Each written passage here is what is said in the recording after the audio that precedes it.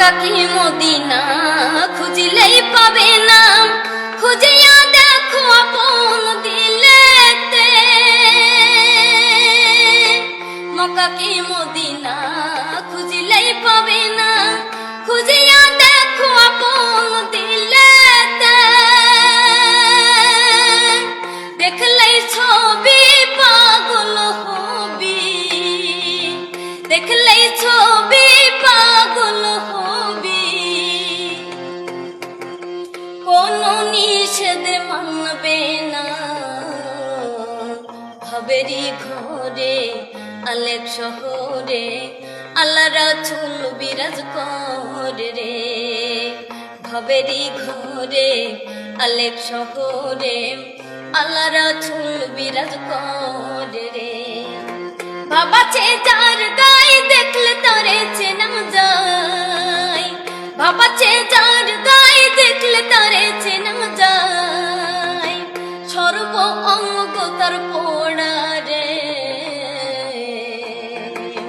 ভবেরই ঘরে আলেক শহরে আল্লাহ রাসূল বিরাজ করে রে। ভবেরই ঘরে আলেক শহরে আল্লাহ রাসূল বিরাজ করে রে। হিন্দু ধর্মাবলম্বী একজন আপুর মুখে এই যে একটা গান আপনারা শুনতে পেলেন, এই গানটা আপনাদের কাছে কেমন লাগছে কমেন্টের মধ্যে জানাবেন।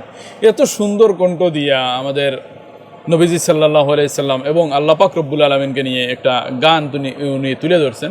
খুব সুন্দর এবং ভালো লাগার মতো কথা। আপনি মক্কা কি মদিনাও যদি যান আর আপনার যদি অন্তর সাফ না থাকে, আপনার অন্তর যদি ভালো না থাকে, এই গানের মানে কথা এইভাবেই তুলে ধরা হয়েছে। যদি আপনার অন্তর ভালো না থাকে তাহলে ওখানে গিয়েও কোনো লাভ নাই, আপনি আল্লাহ রসুল পাবেন না। কারণ কি, আপনার অন্তরটা সাফ করতে হবে, অন্তরটা আগে ঠিক করতে হবে। তো আপনি অন্তর আগে সাফ করে মানুষের সাথে চলাফেরা করে ভালো, যারা এই দুনিয়াতে মানব জাতি আছে, সৃষ্টি জগতের যত সৃষ্টি আছে, সবাইয়ের সাথে আপনাকে সব জিনিসকে আপনাকে ভালোবাসতে হবে। এবং তারপরে যদি আপনি আল্লাহ পাক রব্বুল আলামিনকে খুঁজেন এবং নবীজি সাল্লাল্লাহু আলাইহি সাল্লামকে খুঁজেন, তখন আপনি পাবেন। আর আপনি যদি আপনার মনের মধ্যে কাদা নিয়ে থাকেন এবং মন যদি আপনার পরিষ্কার না থাকে, তো যতই আপনি নামাজ পড়েন, রোজা রাখেন, যতই আপনি ধার্মিক কাজ করেন না কেন, আপনার মন যদি ঠিক না থাকে তাহলে কোনো কিছু দিয়ে কাজ হবে না। তো যাই হোক, এই গানটা যদি আপনাদের কাছে ভালো লাগে লাইক করে শেয়ার করবেন এবং কমেন্টের মধ্যে জানাবেন যে এই গানটা আপনাদের কাছে কেমন লাগে।